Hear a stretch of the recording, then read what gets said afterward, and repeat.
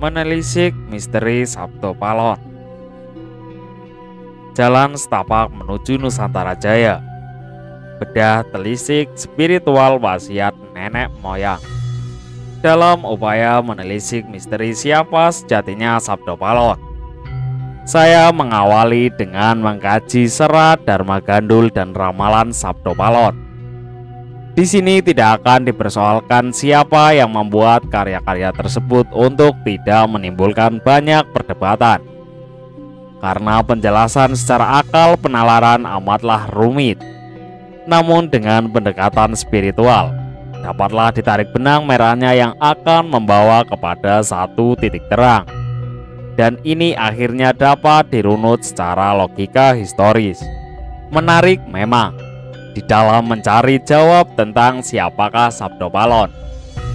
Karena kata Sabdo Palon Noyo Genggong sebagai penasehat spiritual Prabu Brawijaya yang kelima tidak hanya dapat ditemui dalam serat Dharma Gandul saja, namun di dalam bait-bait terakhir ramalan Joyoboyo juga telah disebut, yaitu bait ke-164 dan 173 yang menggambarkan tentang sosok putra Bentara Indra sebagai berikut. Bait ke-164. Mumpuni sakabehing laku, nugel tanah Jawa kaping pindho, ngerahke jin setan, kumara prewangan, para lelembut kebawa perintah saeka priya kinen ambantu amanungsa Jawa padha asesanti Trisula Weda. Landepe Triniji suci, bener jejeg jujur, kaderekake Sabdo Palon lan Noyo Genggong, menguasai seluruh ajaran, memotong tanah Jawa kedua kali, mengerahkan jin dan setan. Seluruh makhluk halus berada di bawah perintahnya bersatu padu membantu manusia Jawa berpedoman pada Trisula Weda. Tajamnya Tritunggal suci, benar lurus jujur didampingi Sabdo Palon dan Noyo Genggong. Bait ke-173. Ngluruk tanpa bolo, yen menang tan ngasorake liyan, para kawula padha suka-suka, marga adiling pangeran wis teka, ratune nyembah kawula, angagem Trisula Weda, para pandita hiya pada muja. Hiya iku momongane Ki Sabdo Palon sing wis adu wirang nanging kondang, genahe kacetha kanthi jinggalang, nora ana wong resula kurang.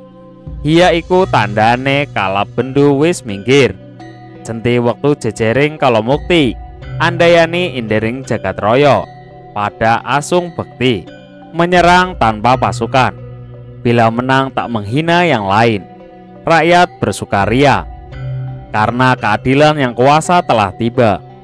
Raja menyembah rakyat, bersenjatakan Trisula Weda, para pendeta juga pada pemuja. Itulah asuhan Sabdo Palon yang sudah menanggung malu tetapi termasyur. Segalanya tampak terang benderang, tidak ada yang mengeluh kekurangan. Itulah tanda zaman kala bendu telah usai, berganti zaman penuh kemuliaan, memperkokoh tatanan jagat raya. Semuanya menaruh rasa hormat yang tinggi. Serat Dharma Gandul. Memahami serat Dharma Gandul dan karya-karya leluhur kita dibutuhkan kearifan dan netralitas yang tinggi, karena mengandung nilai kawruh Jawa yang sangat tinggi. Jika belum matang beragama, maka akan muncul sentimen terhadap agama lain. Tentu ini kita tidak kehendaki. Tiada maksud lain dari saya kecuali hanya ingin mengungkapkan fakta dan membedah warisan leluhur dari pendekatan spiritual dan historis. Dalam serat Dharma Gandul ini saya hanya ingin menyoroti ucapan-ucapan penting pada pertemuan antara Sunan Kalijaga, Prabu Brawijaya dan Sabdo Palon di Blambangan. Pertemuan ini terjadi ketika Sunan Kalijaga mencari dan menemukan Prabu Brawijaya yang tengah lari ke Blambangan untuk meminta bantuan bala tentara dari kerajaan Bali dan Cina untuk memukul balik serangan putranya Raden Patah yang telah menghancurkan Majapahit. Namun hal ini bisa dicegah oleh Sunan Kalijaga dan akhirnya Prabu Brawijaya masuk agama Islam. Karena Sabdo Palon tidak bersedia masuk agama Islam atas ajakan Prabu Brawijaya, maka mereka berpisah. Sebelum perpisahan terjadi, ada baiknya kita cermati ucapan-ucapan berikut. Sabdo Palon berkata, "Paduka sampun kelajeng kelurup, karso dados jawan, irip-iriban remen manut nunut-nunut. Tanpa guna kula emong, kula wirang dateng bumi langit, wirang momong tiang capluk. Kula badhe pados momongan ingkang mripat satunggal, mboten remen momong paduka. Menawi paduka mboten pitados kang kasebut ing pikikih Jawi nama Manikmaya, punika kula ingkang jasa kawah wedang sanggiling redi Mahameru punika sadaya kula. Paduka sudah terlanjur terperosok, mau jadi orang Jawan atau kehilangan Jawanya, keharap-harapan, hanya ikut-ikutan. Tidak ada gunanya saya asuh. Saya malu kepada bumi dan langit, malu mengasuh orang tolol. Saya mau mencari asuhan yang bermata satu, memiliki prinsip atau akidah yang kuat. Tidak senang mengasuh paduka. Kalau paduka tidak percaya yang disebut dalam ajaran Jawa, nama Manikmaya atau Semar itu saya. Yang membuat kawah air panas di atas gunung itu semua adalah saya." Ucapan Sabdo Palon ini menyatakan bahwa dia sangat malu kepada bumi dan langit dengan keputusan Prabu Brawijaya memasuki Islam. Gambaran ini telah diungkapkan Joyoboyo pada bait ke-173 yang berbunyi, "Iya iku memengane kaki Sabdo Palon, sing wis adu wirang nanging kondang." Itulah asuhannya Sabdo Palon yang sudah menanggung malu tetapi termasyur. Dalam ucapan ini pula Sabdo Palon menegaskan bahwa dirinya lah sebenarnya yang dikatakan dalam Kamruh Jawa dengan apa yang dikenal sebagai Manikmaya atau Semar. Sabdo Palon matur yen arep misa bareng didangu lungane menyang endi. Ature ora lunga, nanging ora manggon ning kono, mung netepi jenenge Semar. Nglimputi salira wujud, lelo kalingan padang. Sabdo Palon menyatakan akan berpisah. Begitu ditanya perginya kemana, jawabnya tidak pergi, akan tetapi tidak bertempat di situ. Hanya menetapkan namanya Semar yang meliputi segala wujud membuatnya Semar. Sekali lagi dalam ucapan ini Sabdo Palon menegaskan bahwa dirinya lah yang bernama Semar. Bagi orang Jawa yang berpegang kepada Kawruh Jawa pastilah memahami tentang apa dan bagaimana Semar. Secara ringkas dapat dijelaskan bahwa Semar adalah merupakan utusan gaib Gusti Kang Murbeng Dumadi, Tuhan yang Maha Kuasa, untuk melaksanakan tugas agar manusia selalu menyembah dan bertakwa kepada Tuhan, selalu bersyukur dan eling serta berjalan pada jalan kebaikan. Sebelum manusia mengenal agama, keberadaan Semar telah ada di muka bumi. Beliau mendapat tugas khusus dari Gusti Kang Murbeng Dumadi untuk menjaga dan memelihara bumi Nusantara khususnya, dan jagat raya pada umumnya. Perhatikan ungkapan Sabdo Palon berikut ini. Sabdo Palon ature sendu, "Kula niki ratu Dangyang sing rumeksa tanah Jawa. Sinten ingkang jumeneng nata dados momongan kula wiwit saking leluhur paduka rumiyin. Sang Wiku Manu Manasa, Sakutrem lan Bambang Sakri, run temurun ngantos dumugi sapriki. Kula momong pikuku lajer Jawi. Dumugi sapriki umur kula sampun 2000 langkung 3 taun. Momong lajer Jawi, boten wonten ingkang ewah agamanipun." Sabdo Palon berkata sedih, "Hamba ini Ratu Dangyang yang menjaga tanah Jawa. Siapa yang bertata menjadi asuhan hamba, mulai dari leluhur paduka dahulu, Sang Wiku Manu Manasa, Sakutremdam Bambang Sakri, turun-temurun sampai sekarang. Hamba mengasuh keturunan raja-raja Jawa. Sampai sekarang ini usia hamba sekarang 2000 lebih 3 tahun dalam mengasuh raja-raja Jawa. Tidak ada yang berubah agamanya." Ungkapan di atas menyatakan bahwa Sabdo Palon telah ada di bumi Nusantara bahkan 525 tahun sebelum Masehi. jika dihitung dari berakhirnya kekuasaan Prabu Brawijaya pada tahun 1478. Saat ini di tahun 2024, berarti usia Sabdo Palon telah mencapai 2549 tahun. Setidaknya perhitungan usia tersebut dapat memberikan gambaran kepada kita, walaupun angka-angkanya yang menunjuk masa di dalam wasiat leluhur sangat toleransi sifatnya. Di kalangan spiritualis Jawa pada umumnya, keberadaan Semar diyakini berupa suara tanpa rupa. Namun secara khusus bagi yang memahami lebih dalam lagi, keberadaan Semar diyakini dengan istilah mencolo putra mencolo putri. Artinya dapat berwujud dan menyamar sebagai manusia biasa dalam wujud berlainan di setiap masa. Namun dalam perwujudannya sebagai manusia, tetap mencirikan karakter Semar sebagai sosok begawan atau pandita. Hal ini dapat dipahami karena dalam kawruh Jawa dikenal adanya konsep menitis dan cokro manggilingan. Dari apa yang telah disinggung di atas, kita telah sedikit memahami bahwa Sabdo Palon sebagai pembimbing spiritual Prabu Brawijaya merupakan sosok Semar yang nyata. Menurut Sabdo Palon dalam ungkapannya dikatakan, Paduka punapa kekilapan dateng nama kula Sabdo Palon. Sabdo tegesipun pamuwus, Palon pikuku kandang, naya tegesipun ulat, genggong langgeng boten ewah, dados wicanten kula punika kenging kangge pikekeh ulat pasemoning tanah Jawi, langgeng salaminipun. Apakah Paduka lupa terhadap nama saya Sabdo Palon? Sabdo berarti kata-kata, Palon adalah kayu pengancing kandang, naya artinya pandangan, genggong artinya langgeng tidak berubah. Jadi ucapan hamba itu berlaku sebagai pedoman hidup di tanah Jawa langgeng selamanya. Seperti halnya Semar telah banyak dikenal sebagai pamomong sejati yang selalu mengingatkan bila mana yang diemongnya salah jalan, salah berpikir atau salah dalam perbuatan. Terlebih apabila melanggar ketentuan-ketentuan Tuhan Yang Maha Esa. Semar selalu memberikan piwulangan untuk bagaimana berbudi pekerti luhur selagi hidup di dunia fana ini sebagai bekal untuk perjalanan panjang berikutnya nanti. Jadi Semar merupakan pamomong yang tutwuri handayani, menjadi tempat bertanya karena pengetahuan dan kemampuan yang sangat luas, serta memiliki sifat yang bijaksana dan rendah hati juga waskito. Semua yang disabdakan Semar tidak pernah berupa perintah untuk melakukan, tetapi lebih kepada bagaimana sebaiknya melakukan. Semua keputusan yang akan diambil diserahkan semuanya kepada tuanya.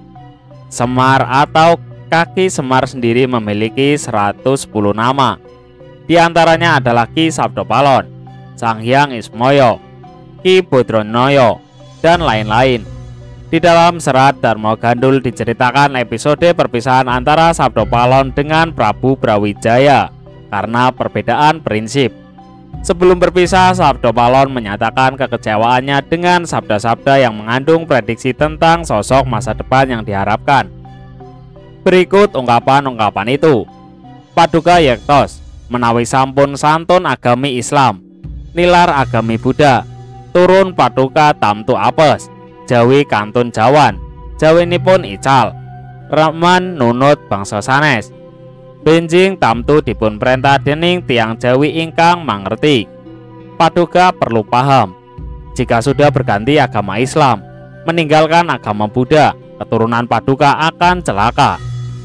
Jawi, orang-orang Jawa yang memahami kawruh Jawa, tinggal Jawan, kehilangan jati diri Jawanya. Jawinya yang hilang suka ikut-ikutan bangsa lain. Suatu saat tentu akan dipimpin oleh orang Jawa yang mengerti. Sang Prabu diaturi ngeyektosi ing besuk yen ana wong Jawa ajening tuwa, agegaman kawruh, yaiku sing diemong Sabdo Palon. Wong Jawan arep diulang weruha marang bener luput. Sang Prabu diminta memahami, suatu saat nanti kalau ada orang Jawa menggunakan nama tua atau sepuh, berpegang pada kawruh Jawa, yaitulah yang diasuh oleh Sabdo Palon. Orang Jawan yang akan diajarkan agar bisa melihat benar salahnya. Dari dua ungkapan di atas, Sabda Palon mengingatkan Prabu Brawijaya bahwa suatu ketika akan ada orang Jawa yang memahami kawruh Jawa yang akan memimpin bumi Nusantara ini. Juga dikatakan bahwa ada saat nanti datang orang Jawa asuhan Sabda Palon yang memakai nama sepuh atau tua, bisa jadi mbah, aki, ataupun eyang, yang memegang teguh kawruh Jawa akan mengajarkan dan memaparkan kebenaran dan kesalahan dari peristiwa yang terjadi saat itu dan akibat-akibatnya dalam waktu berjalan. Hal ini menyiratkan adanya dua sosok dalam ungkapan Sabda Palon tersebut, yang merupakan sabda prediksi di masa mendatang, yaitu pemimpin yang diharapkan dan pembimbing spiritual, ibarat Arjuna dan Semar atau juga Prabu Pareksit dan Begawan Abiyasa. Lebih lanjut diceritakan, Sang Prabu kersane arep ngrangkul Sabda Palon lan Naya Genggong, nanging wong loro mau banjur musna. Sang Prabu ngungun serta nengok waspa. Wusana banjur ngandika marang Sunan Kalijaga ing besok nagara Blambangan salina jeneng nagara Banyuwangi. Dadiya tenger Sabda Palon enggone bali marang tanah Jawa anggawa momongane. Dene samengko Sabda Palon isih nglimput anang tanah seberang. Sang Prabu berkeinginan merangkul Sabda Palon dan Naya Genggong, namun orang tua itu kemudian raib. Sang Prabu heran dan bingung kemudian berkata kepada Sunan Kalijaga, "Gantilah nama Blambangan menjadi Banyuwangi. Jadikan ini sebagai tanda kembalinya Sabda Palon di tanah Jawa membawa asuhannya." Sekarang ini Sabda Palon masih berkelana di tanah seberang. Dari kalimat ini jelas menandakan bahwa Sabda Palon dan Prabu Brawijaya berpisah di tempat yang sekarang bernama Banyuwangi. Tanah seberang yang dimaksud tidak lain dan tidak bukan adalah Pulau Bali. Untuk mengetahui lebih lanjut guna menguak misteri ini, ada baiknya kita kaji sedikit tentang ramalan Sabda Palon berikut ini. Ramalan Sabda Palon. Karena Sabda Palon tidak berkenan berganti beragama Islam, maka dalam naskah ramalan Sabda Palon ini diungkapkan sabdanya sebagai berikut. 1. Sabda Palon matur sugal, yen kawula mboten arsi ngrasokke agama Islam, wit kula puniki yekti ratuning Dang Hyang Jawi momong marang anak putu sagung Kang Paranata kang jurneneng tanah Jawi bus pinasti sayekti kula pisahan. Yang berarti Sabda Palon menjawab kasar, "Hamba tak mau masuk Islam." Meditasi Sang Prabu, "Sebab saya ini raja serta pembesar Dang Hyang setanah Jawa. Saya ingin membantu anak cucu serta para raja tanah Jawa. Sudah digaris kita harus berpisah." Yang kedua, ramalan Paduka Sang Nata wangsul maring Sunyoruri, mung kula matur petungna ing benjang sapungkuring mami yen wus prapta wang wanci jangkep gangsal atus taun wit ing dinten punika kula gantos kang agemi gama Buddha kula sebar tanah Jawa. Berpisah dengan Sang Prabu, kembali ke asal mula saya. Namun Sang Prabu kami mohon dicatat, kelak setelah 500 tahun saya akan mengganti agama Buddha lagi. Saya sebar seluruh tanah Jawa. Yang ketiga, sinten tan purun nganggeo yakti kula rusak sami sun sakjeken putu kula berkakasan rupi-rupi dereng lega kang ati yen durung lebur atempur kula damel pratandha tembayan mami hardi merapi yen wis njebluk mili lahar. Bila ada yang tidak mau memakai, akan saya hancurkan menjadi makanan jin, setan, dan lain-lainnya. Belum legalah hati saya bila belum saya hancur leburkan. Saya akan membuat tanda akan datangnya kata-kata saya ini bila kelak Gunung Merapi meletus dan memuntahkan laharnya. Ngidul ngilen Purugira, ganda bangger ingkang wari, nggih punika medal kula wis nyebar agama budi Merapi janji mami. Anggering jagat satuhu karsanireng Jawata sadaya gilir gumanti, boten kenging kalamuntak kaowahan. Lahar tersebut mengalir ke barat daya. Baunya tidak sedap. Itulah pertanda kalau saya datang. Sudah mulai menyebarkan agama Buddha. Kelak Merapi akan bergelegar. Itu sudah menjadi takdir Hyang Widi bahwa segalanya harus bergantian. Tidak dapat bila diubah lagi. Yang kelima, sanget-sangeting sangsara kang tuwa ing tanah Jawi, sinengkalan tahunira, lawon sabta ngesti aji, upami nyabrang kali. Prapteng tengahipun kaline banjir bandang, jerone ngelepne jalmi, kata sirna manungsa prapteng praloyo. Kelak waktunya paling sengsara di tanah Jawa ini. Pada tahun lawong sabta ngesti aji, umpama seorang menyeberang sungai sudah datang di tengah-tengah, tiba-tiba sungainya banjir besar, dalamnya menghanyutkan manusia sehingga banyak yang meninggal dunia. Yang keenam, bebaya engkang tumeka warata sak tanah Jawi, ginawe kang paring gesang, tan kenging dipun singgahi, wit ing donya punika wonten ing sakwangsanipun sedaya prajawata, kinarya amerta dani. Jagat iki yakti ana kang akarya. Bahaya yang mendatangi tersebar di seluruh tanah Jawa. Itu sudah kehendak tahun, tidak mungkin disingkiri lagi, sebab dunia ini ada di tangannya. Hal tersebut sebagai bukti bahwa sebenarnya dunia ini ada yang membuatnya. Dari bait-bait di atas dapatlah kita memahami bahwa Sabda Palon menyatakan berpisah dengan Prabu Brawijaya, kembali ke asal mulanya. Perlu kita tahu bahwa Semar adalah wujud manusia biasa titisan Dewa Sang Hyang Ismoyo. Jadi ketika itu Sabda Palon berencana untuk kembali ke asal mulanya adalah alam kayangan, yaitu alam dewa-dewa, kembali sebagai wujud dewa Sang Hyang Ismoyo. Lamanya pergi selama 500 tahun. Kemudian Sabda Palon menyatakan janjinya akan datang kembali di bumi tanah Jawa dengan tanda-tanda tertentu. Diungkapkan tanda utama itu adalah muntahnya lahar Gunung Merapi ke arah barat daya. Baunya tidak sedap, dan juga kemudian diikuti bencana-bencana lainnya. Itulah tanda Sabda Palon telah datang. Dalam dunia pewayangan, keadaan ini dilambangkan dengan judul Semar Ngejawanta. Mari kita renungkan sesaat tentang kejadian muntahnya lahar Gunung Merapi beberapa tahun lalu, di mana untuk pertama kalinya ditetapkan tingkat statusnya menjadi yang tinggi, awas Merapi.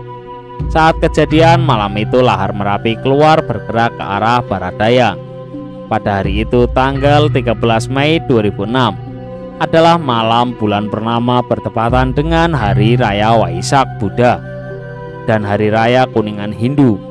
Secara hakikatnya nama Sabda Palon Noyo Genggong adalah simbol dua satuan yang menyatu, yaitu Hindu Buddha Siwa Buddha. Di dalam Islam dua satuan ini dilambangkan dengan dua kalimat syahadat. Apabila angka tunggal, bulan dan tahun dijumlahkan 13 Mei 2006, maka 1 tambah 3 tambah 5 tambah 2 tambah 6 berarti 17. 1 tambah 7 berarti 8. Angka 17 kita kenal merupakan angka keramat. 17 merupakan jumlah rakaat sholat 5 waktu di dalam syariat Islam. 17 juga merupakan lambang hakikat dari bumi Sab itu dan langit Sab itu yang berasal dari yang satu Allah Subhanahu wa Ta'ala. Sedangkan angka 8 merupakan lambang 8 penjuru mata angin. Di Bali, hal ini dilambangkan dengan apa yang kita kenal dengan Sat Kahyangan Jagat. Artinya dalam kejadian ini 8 kekuatan dewa-dewa menyatu, menyambut dan menghantarkan Sang Hyang Ismoyo Sabda Palon untuk turun ke bumi. Di dalam Kauro Jawa, Sang Hyang Ismoyo adalah sosok dewa yang dihormati oleh seluruh dewa-dewa. Dan Gunung Merapi di sini melambangkan hakikat tempat atau sarana turunnya dewa ke bumi, menitis.